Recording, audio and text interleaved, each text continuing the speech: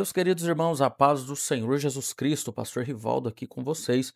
Estamos juntos mais uma vez para estarmos estudando a teologia sistemática, hoje começando o módulo da amartiologia, o estudo bíblico da doutrina do pecado.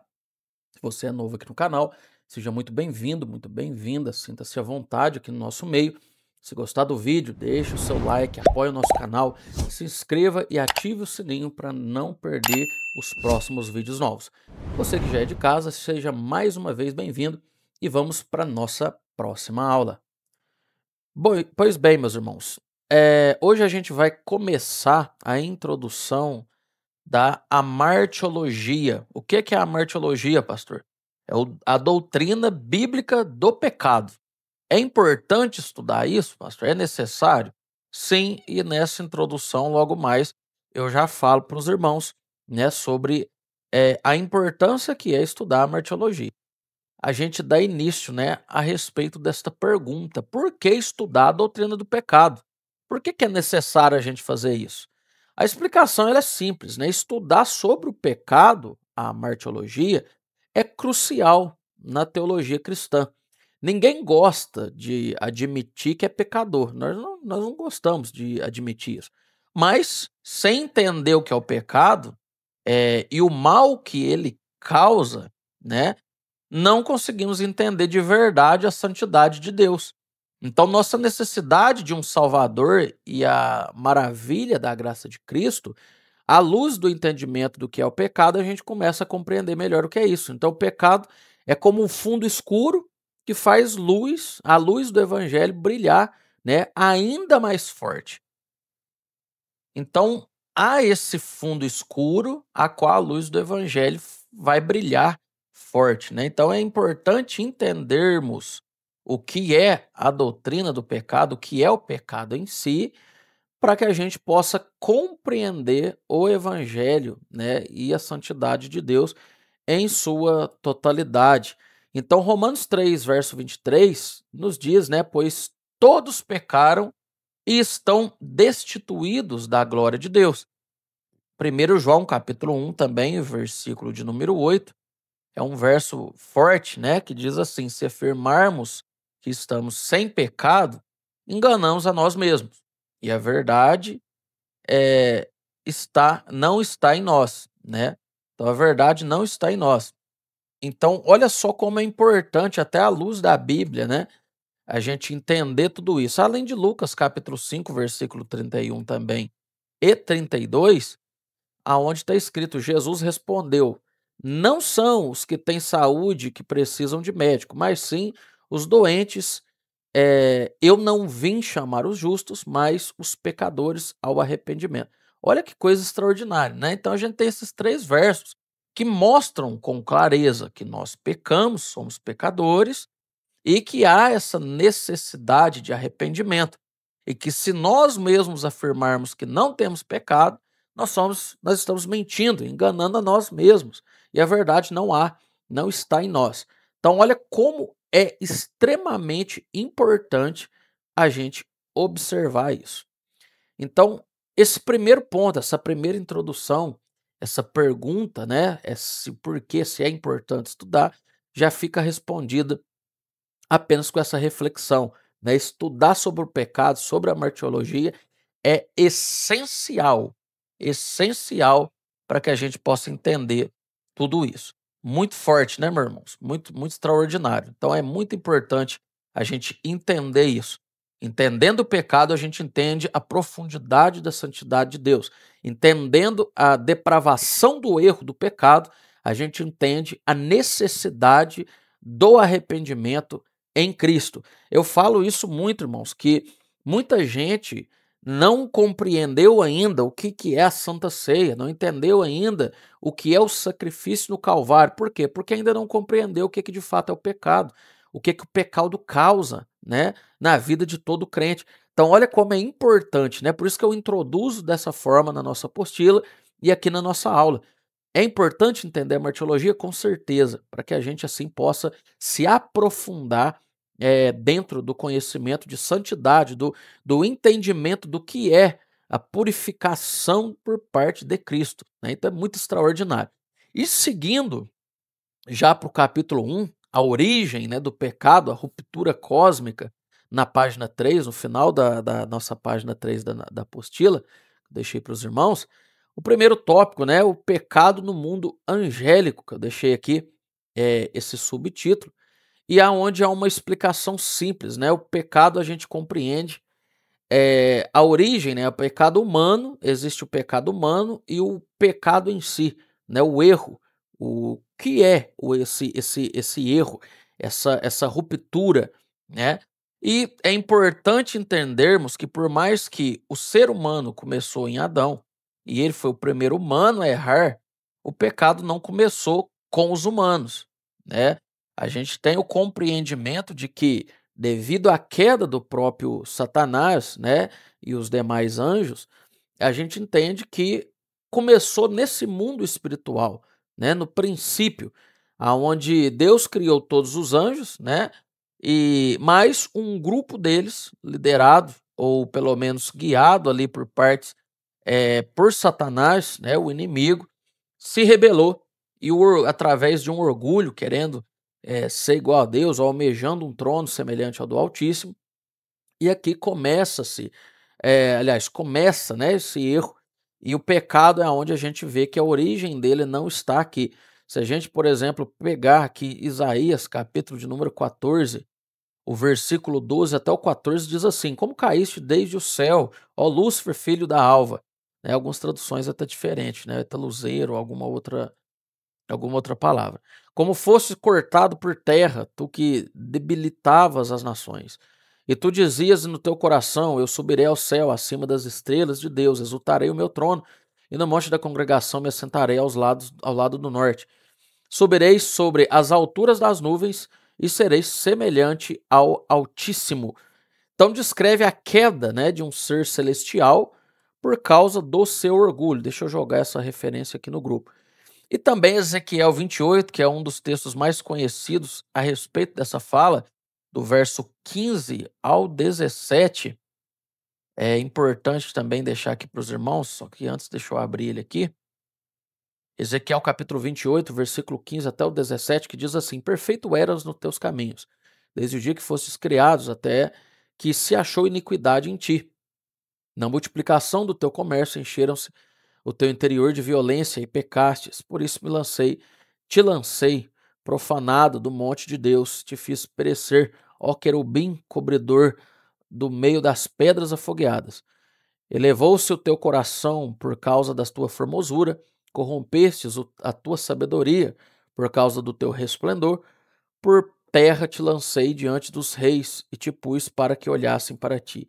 Então também tem essa passagem, né, que é o que a gente também usa como base a respeito desta fala que estou trazendo, sustentando, né, essa credibilidade ao pecado que surgiu antes mesmo, né, da formação do ser humano. Então esse pecado, o termo do pecado em si, o ato dele, ele começa antes, né?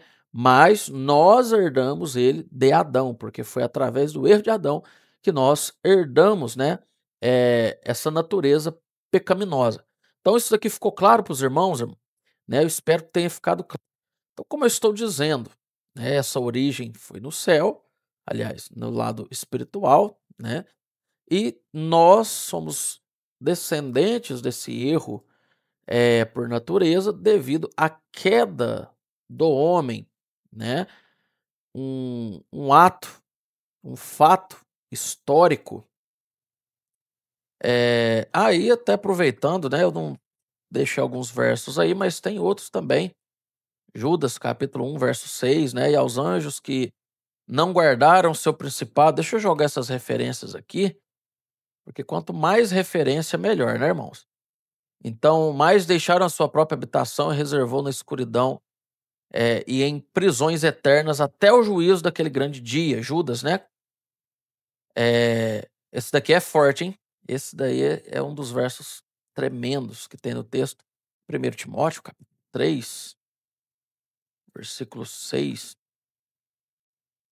que nos diz assim: Não neófito, para que, ensoberbecendo-se, não caia na condenação do diabo, né? Isso daqui porque o mesmo sentimento, o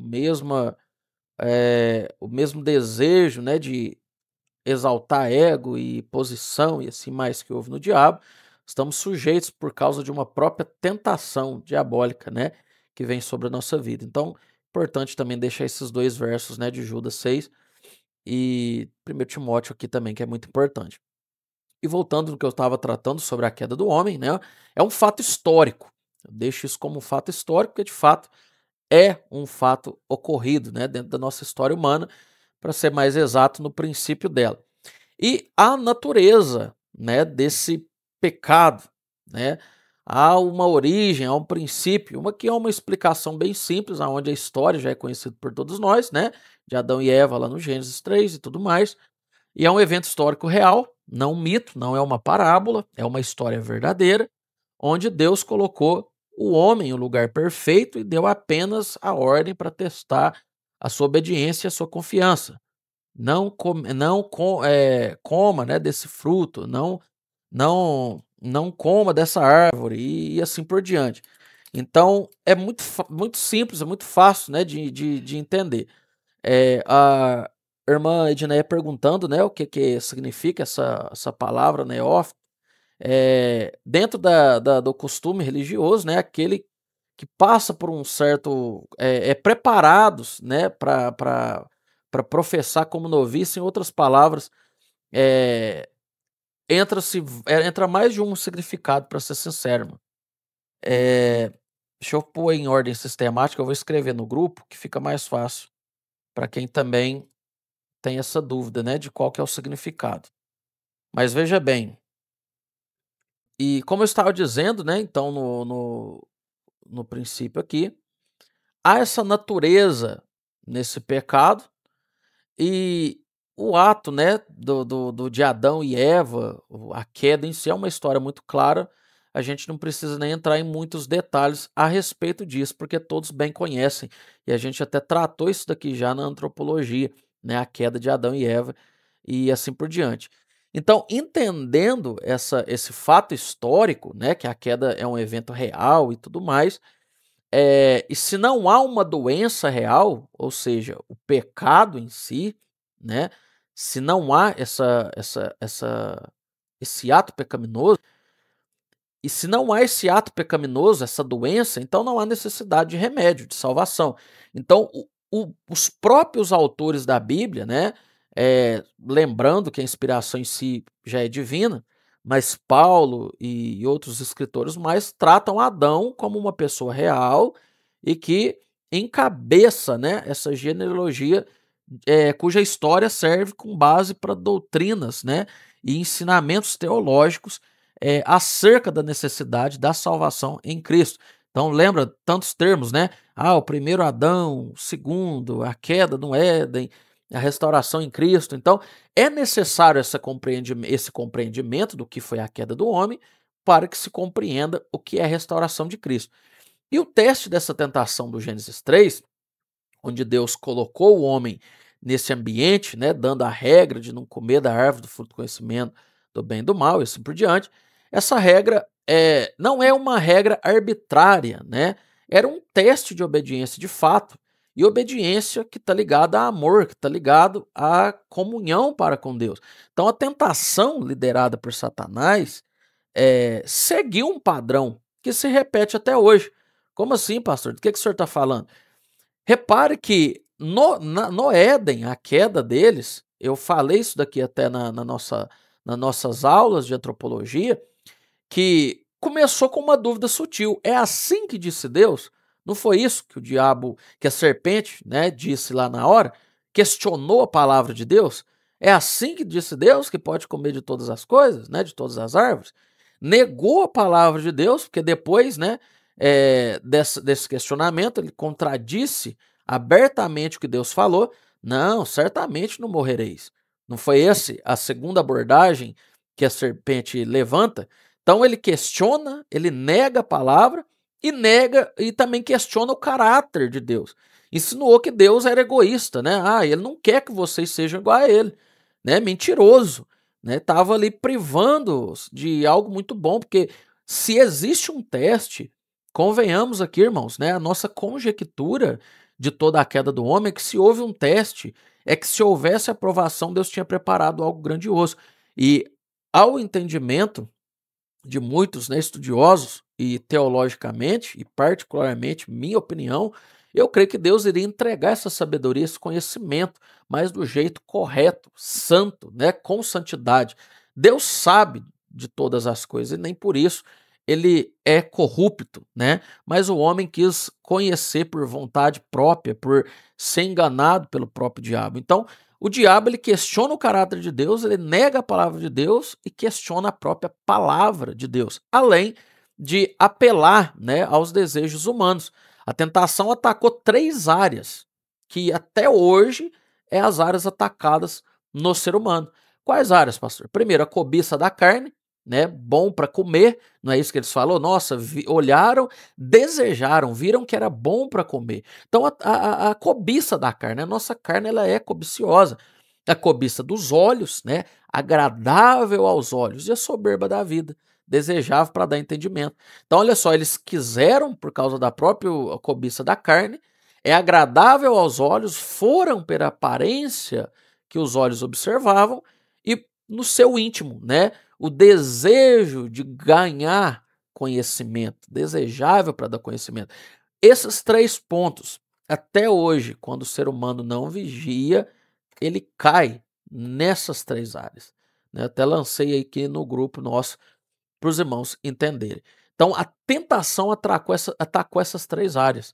E até hoje, muitos, né, abrem mão da verdadeira palavra, abrem mão do verdadeiro evangelho por causa desses três pontos: cobiça da carne, a cobiça dos olhos e a soberba da vida, que é querer desejar, né, o entendimento, ou a conquista, enfim, conquistar algo que até então eles mesmos, né, acreditaram no questionamento do caráter de Deus feito pela serpente, que disse, né, ele é porque ele não quer que você seja igual a ele.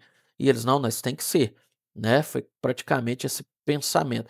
Então, esse teste, irmãos, da tentação em Gênesis 3, deixa eu separar aqui no grupo, ele leva esses três pontos aqui que o diabo ele é craque para fazer. Questionar a palavra, negar a palavra e questionar o caráter de Deus. Então vocês podem reparar, vocês podem pegar o Gênesis 3 e listando, fazendo uma exegese, uma interpretação ali, verso a verso, palavra a palavra, e vocês vão conseguir sistematicamente observar cada um desses pontos aqui. Ó. A sutileza, o diabo, irmãos, o pecado, ele não vem. Isso aqui me recorda uma palavra que eu preguei em Joel 2, acerca, né, de o que sobrou ali da invasão dos gafanhotos, o pulgão veio e veio outro mais, sistematicamente uma destruição. E eu me lembro que eu apliquei da seguinte forma: o pecado ele não chega te dando um soco, ele não chega te empurrando, irmãos. Não. O pecado ele vem com um abraço, com um beijo no rosto, com uma proposta, um aperto de mão, né, um abraço caloroso, melhor dizendo. E só depois, né, desse carinho, dessa coisa tão simples, ele vai lá e te derruba. O pecado ele é sutil. O pecado ele tem um efeito destrutivo terrível, mas ele não vai chegar com os dois pés no peito, né? Ele vai chegar tranquilo, em paz, oferecendo. É justamente isso que o pecado faz. Ele é prazeroso. E tudo que é prazeroso, às vezes a gente consome até com uma velocidade mais baixa, né?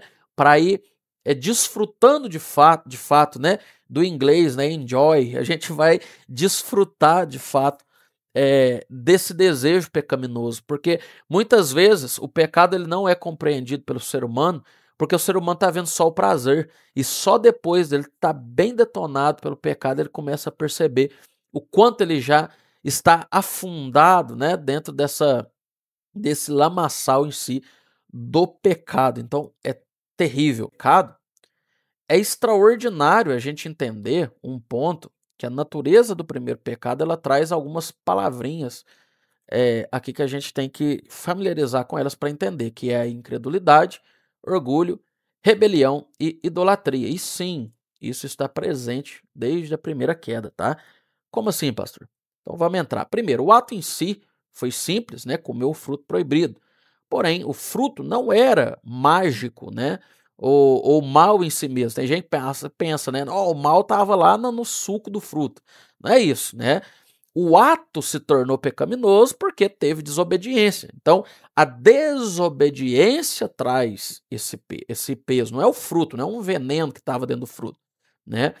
É, não é isso, né, que o fruto em si não é ele que traz esse veneno, é o próprio ato de desobediência direta, né, de uma ordem de Deus, aonde, né, na sua essência, é isso que vai trazer esses vários pecados. Primeiro, a gente pode pegar por ordem sistemática também cada palavra: incredulidade, orgulho, rebelião e idolatria. Então, olha só sistematicamente: incredulidade, duvidaram da bondade e da palavra de Deus, né? Então, houve incredulidade, com certeza, né? Por quê? Porque houve essa dúvida. O orgulho, né? Eles sim tiveram o mesmo desejo do diabo, desejaram ser como Deus, independentes e autônomos. Por quê? Porque quando a própria serpente fala: olha, vocês comerem, vocês vão ser iguais a ele. Então isso mostra que houve esse desejo, esse orgulho em querer ser igual. E a rebelião, né? A rebelião aonde escolheram a própria vontade em vez de se submeter à soberania de Deus. Tem uma frase da minha esposa, anota ela, irmãos, que é forte, hein? Eu falo que ela tem umas coisas que é extraordinária. Que ela falou assim, ó, às vezes tem muita gente que fala para pôr na mão de Deus, mas depois que tá na mão de Deus vai lá e busca para trás. É justamente isso. É uma rebelião escolher a própria vontade em vez de respeitar e submeter ao tempo e vontade de Deus, né?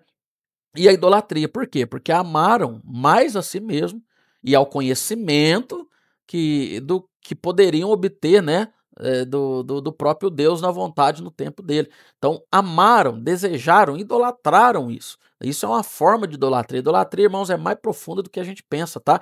Não é só a gente se prostrar diante de uma imagem, não. Tem muito tipo de idolatria, inclusive você idolatrar você mesmo. Então, a gente tem que tomar muito cuidado, porque esse é um dos pontos, né, terríveis que a natureza do primeiro pecado teve, e olha que extraordinário. Lembra quando eu tratei a respeito do pecado começar lá no mundo espiritual, lá com o próprio o Lúcifer, né? Ou Luzeiro, né? Porque foi um nome teológico isso, mas o anjo de luz, quando começou lá atrás, lá no mundo espiritual, ele quis o trono, ele teve essa cobiça, esse orgulho, né? Esse desejo. E se você reparar, o mesmo que ele passou é o mesmo que aconteceu no Gênesis 3, a queda do homem. Então repare que o pecado, não importa em quem seja, não importa onde seja, não importa quando seja, o pecado ele sempre traz o mesmo efeito. O pecado ele sempre traz a mesma podridão e a mesma queda. Repare que independente da igreja, independente do lugar, sempre que a gente tem um contato com o pecado, ele sempre vai trazer essas mesmas coisas. Eu gosto de falar que existe um nível do pecado, que é o pecado soberbo, que é quando tudo está errado, mas você nunca é o errado, né? A pessoa pecaminosa ali que está no ato do pecado, ele parece que nunca está errado, mas todo mundo vai estar errado. Então o pecado ele já traz na sua raiz esse tipo de comportamento. Ele já traz na sua raiz isso.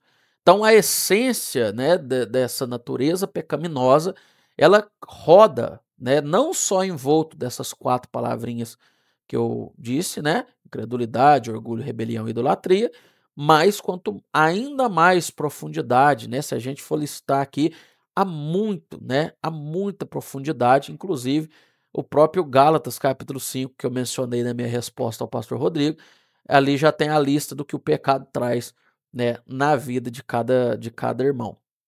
Então, olha como é terrível, né, esse efeito pecaminoso dentro das nossas vidas. E para findar, irmãos, né, a nossa aula de hoje, já que estamos próximos ao nosso horário, eu quero ver se eu consigo, na próxima aula, começar a partir do capítulo 3, que é a extensão do pecado, depravação e incapacidade. Então, para findar, eu quero partir aqui para o nosso capítulo 2, tá? Que é a essência e a definição do pecado, que é uma ótima forma da gente concluir a primeira aula, que é justamente tratar do pecado em si, dentro da sua definição. E o que é a palavra pecado em si, né? Ela tem uma tradução de uma palavra grega, né? Mais comum para pecado no Novo Testamento, que é amártia, né, que é justamente por isso que a gente trata nessa matéria como amartiologia, né? Amártia de pecado e logia de estudo. Então, estudo do pecado, que significa errar o alvo. Então, o conceito em si, né, o significado, a etimologia, quem lembra do que é etimologia? Né? Significa o compreendimento em si de alguma palavra. Então, a etimologia, o estudo da palavra pecado é essa. A palavra grega mais comum para pecado no Novo Testamento é amártia e significa literalmente, né, errar o alvo. Então, pecado é sair do alvo, né, é perder de fato o objetivo. E o alvo é a perfeição, é a vontade e a glória de Deus, né? É a santidade de fato de Deus. Então, pecar, né, portanto, se torna e qualquer falha em viver de acordo com o padrão moral de Deus. Quem já estudou o que é moral, irmãos? Né, moral é um conceito de ética, tá? E pecado é justamente ferir essa ética, é ferir essa moral de Deus, seja em nossas ações, em atitudes ou em nossa própria natureza interior. E aqui aborda tanto mental, quanto em ação, quanto em fala, em verbo. Então, o pecado ele atinge todas essas áreas, tá? E ele tem como significado esse errar o alvo do grego, né? Amártia. Então, é muito importante anotar isso daí também, irmãos. Em algum momento você for fazer um curso teológico, você pode ter isso na sua prova, né? E essa seria a resposta para esse termo. E conceito de pecado no Antigo e no Novo Testamento, aqui tem até uma listagem, né, maior, e eu vou separar o conceito do pecado no Antigo Testamento, primeiro, né? Onde o Antigo Testamento usa várias palavras para descrever esse pecado, revelando sua natureza multifacetada, né? Isso daqui está na nossa apostila, está na página 5. Então, caso vocês não quiserem anotar, basta seguir lá dentro da apostila, que tem 3 palavrinhas que eu vou arriscar falar, mas não vai pela pronúncia minha, tá? Isso que provavelmente eu estou pronunciando errado, até porque são palavras difíceis. Estou só escrevendo aqui no grupo também, para que vocês possam seguir. Mas são 3 palavrinhas. Primeiro, eu vou usar uma base bíblica nessa terceira. Primeira, o ratá, que é errar alvo, ou falhar, que é o mesmo significado praticamente do amártia, né, do Novo Testamento, do grego. Então, esse ratá, né, errar o alvo, falhar. O auon, não sei se é assim se pronuncia, tá? Como eu já disse, que é iniquidade, culpa ou perversão. E o pechá, que é a transgressão, rebelião, quebra de pacto. E nos profetas, o pecado é visto não apenas como uma quebra de regra, mas como um rompimento de um relacionamento pessoal com Deus. Tem isso na Bíblia, pastor? Tem. Vamos para Isaías, capítulo 59, verso 2. Mas as vossas iniquidades fazem separação entre vós e o vosso Deus, e os vossos pecados encobrem o seu rosto de vós, para que não vos ouça. Pastor, o que, que mais impede minha oração? O que, que mais impede de eu sentir Deus? O pecado. Né? Fica claro à luz da Bíblia, de tantas outras passagens que eu poderia citar aqui, só não vou pelo nosso tempo. Mas eu deixei anotado aqui e tem na nossa apostila, tá? Então, olha só que extraordinário o Antigo Testamento mostrar essas 3 palavrinhas e esses significados tão preciosos, né, da gente deixar anotado aqui dentro da nossa aula. E no Novo Testamento, a gente também tem um conceito forte dentro disso. O Novo Testamento aprofunda o conceito, especialmente nos escritos de Paulo, que Paulo a gente sabe que escreveu praticamente ali mais da metade do Novo Testamento. Então, onde o pecado é registrado, não apenas, né, como atos isolados, mas também como uma força poderosa que leva o homem, né, e o escraviza. Então, o que é que Paulo fala? Por exemplo, eu deixei isso até como referência aqui na nossa apostila, que é Romanos capítulo 7, versículo 20, que é muito forte, né? Ora, se eu faço o que não quero, já não faço eu, mas o pecado que habita em mim. Nossa, eu acho isso daqui extraordinário, irmãos. O que eu amo essa passagem não é esclarecido aqui, tá? É extraordinário o que Paulo fala em Romanos capítulo 7, verso 20, irmãos. O pecado que habita em mim, é ele, né, que me leva a essa impulsão, mostrando a nossa natureza pecaminosa, né? E o pecado é, é uma intenção determinada, né, de não se conformar com a lei de Deus ou com os seus preceitos. Então, uma definição abrangente que a gente pode ter é qualquer coisa que não tenha como motivo, primeiro, a glória de Deus, isso já está embutido, né, dentro dessa omissão. Então, leva ao pecado. Também temos aqui Tiago, capítulo 4, versículo de número 17. Aquele, pois, que sabe fazer o bem e não o faz, comete pecado. Né? Então, olha só mais um desfecho que o pecado nos traz à luz da própria palavra de Deus. E aqui temos três dimensões, né, desse pecado, que é o ato, a natureza e a culpa. Então, repare que a Bíblia, né, usa várias palavras para descrever o pecado, mostrando que ele, de fato, né, tem essa iniquidade, tem essa multifaces, né, dele, enfim, para mostrar para nós. E três dimensões do pecado estão dentro disso, que é a natureza, o ato e a culpa. Ou o ato, a natureza e a culpa, para ficar separadinho de acordo com o que eu vou mandar aqui. Então, para entender esse pecado por completo, a gente precisa olhar para esses três aspectos, tá? Que estão ligados de fato. Primeiro, o ato, que são transgressões específicas, né? As ações ou omissões que vão contra a vontade de Deus, e é o fazer ou não fazer. Né? Se Deus fala para fazer e não faz, ou se Deus fala para não fazer e faz, então ação, né? Tem uma ação aqui de omissão, então um ato. O ato aqui ele fica claro. A natureza, né, que é a nossa inclinação herdada para pecar, que a gente pegou da descendência de Adão, né? Não nos tornamos pecadores quando pecamos, tá? Lembra que eu falei isso lá na antropologia? Ah, uma criança então nasce sem pecado? Não, ela nasce pecadora, porque o pecado não é o ato do pecado que nós comete, é o ato por natureza. É por isso que independente, sem Cristo não tem como, né? Nós precisamos de Cristo que nos purifica, né? Nos liberta dessa questão natural que nós já temos por herança. Então, não nós pecamos porque já nascemos com essa natureza pecaminosa.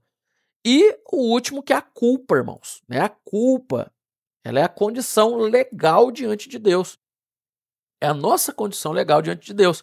Por causa do pecado de Adão, toda a humanidade nasce em um estado de culpa, merecendo punição. Tá vendo como você começa a compreender melhor o efeito do Calvário quando você entende o pecado?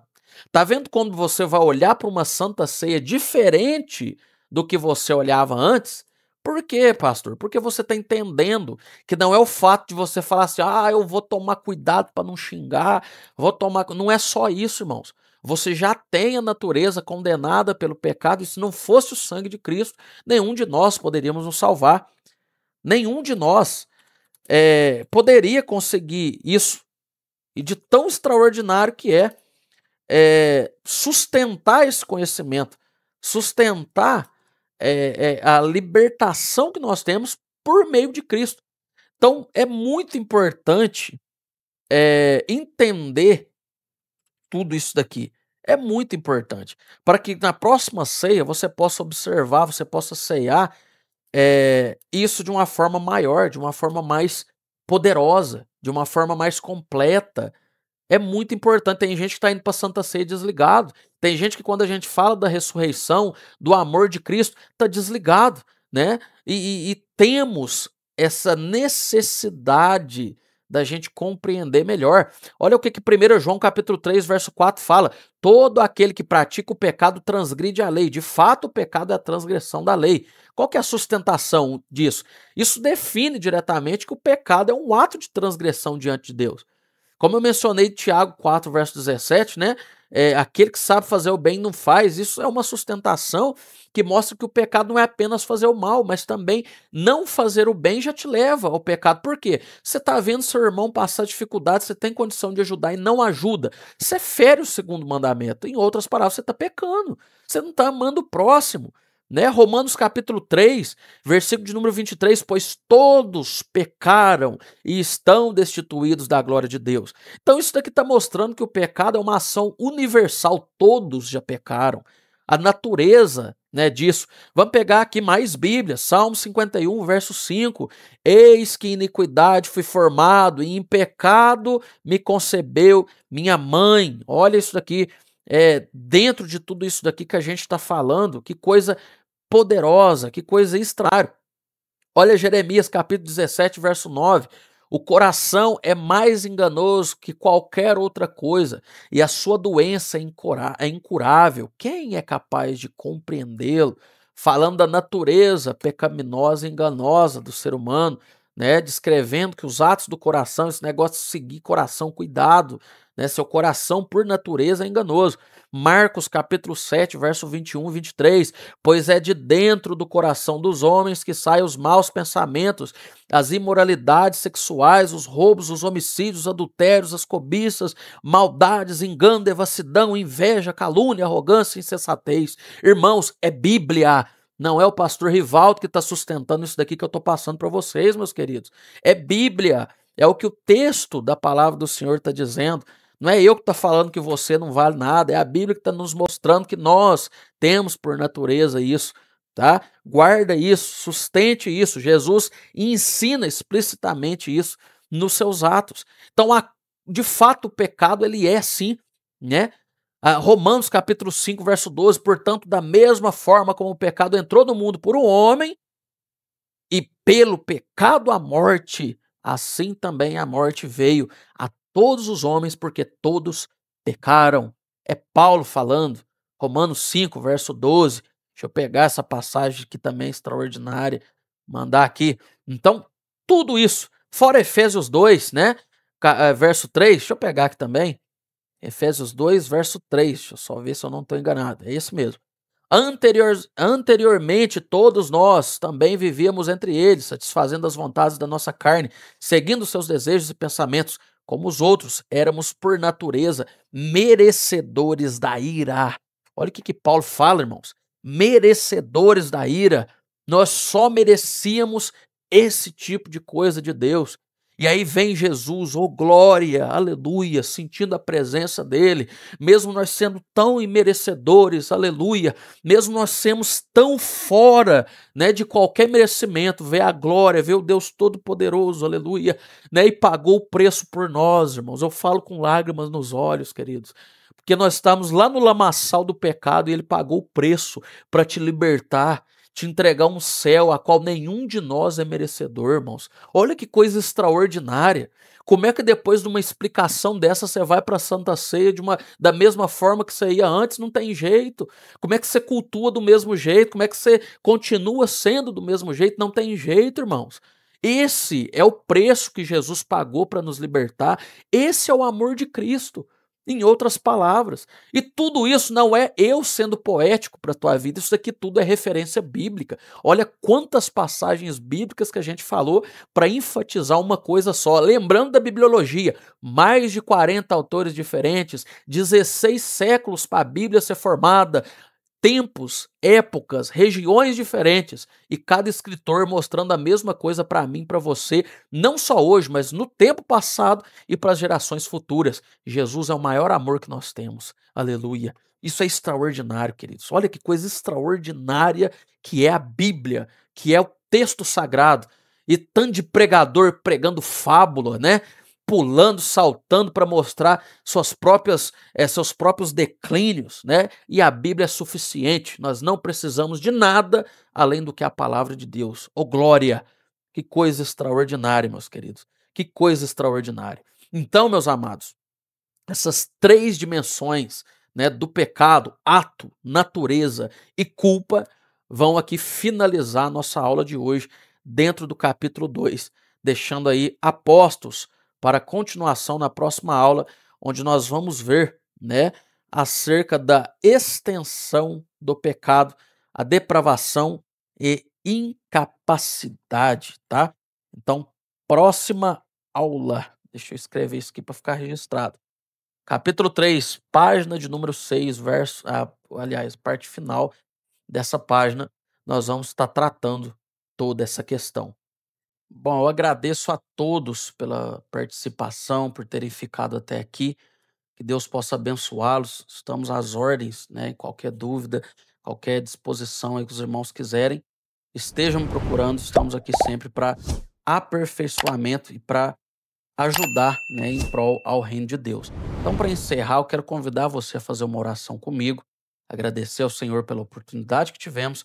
Eu tenho certeza que, através da palavra, você foi muito edificado na presença do Senhor. Oremos a Deus.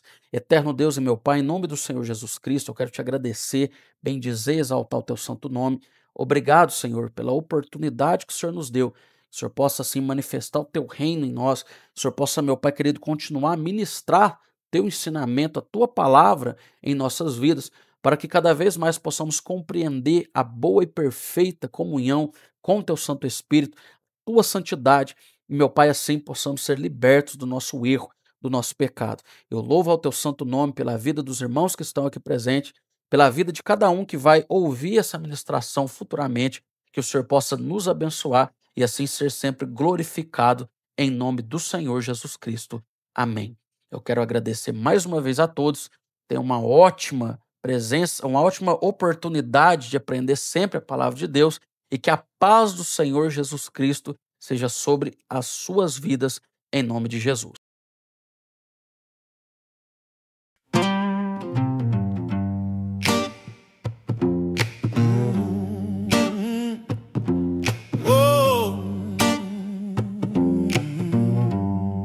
Pelo mundo brilha a luz, desde que morreu Jesus, pendurado lá na cruz do Calvário.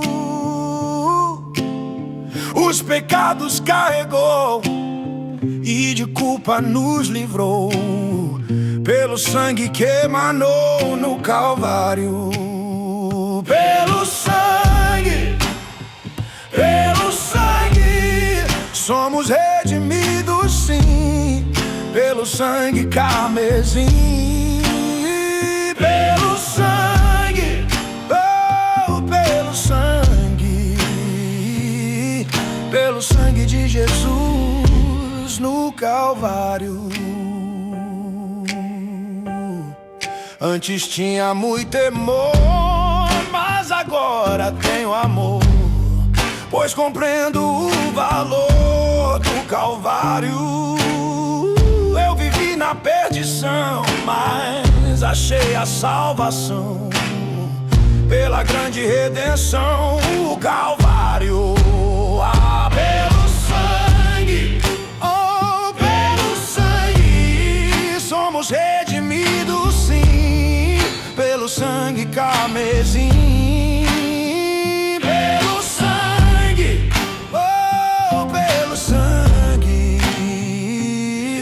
Pelo sangue de Jesus no Calvário.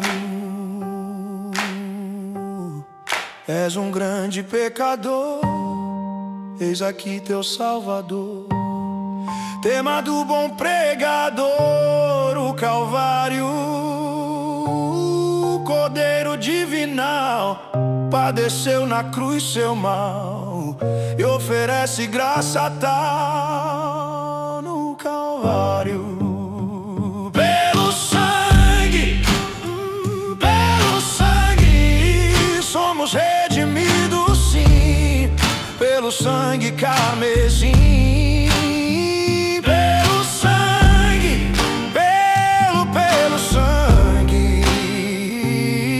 pelo sangue de Jesus no Calvário.